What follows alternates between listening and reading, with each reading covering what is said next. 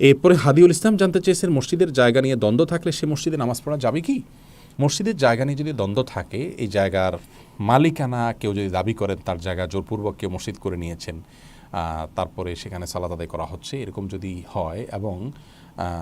সেটি যদি নিছক দ্বন্দ্বের পর্যায়ে থাকে, সঠিক বেঠিক কোনটা মানুষ না জানে,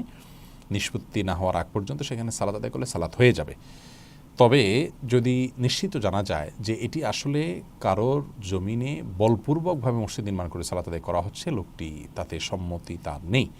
এরকম যদি হয়, তাহলে সেক্ষেত্রে সেই ভূমিতে দাঁড়িয়ে সালাত আদায় করলে জমহুর বা সংখ্যাগরিষ্ঠ আমাদের মত হলো সালাত হয়ে যাবে।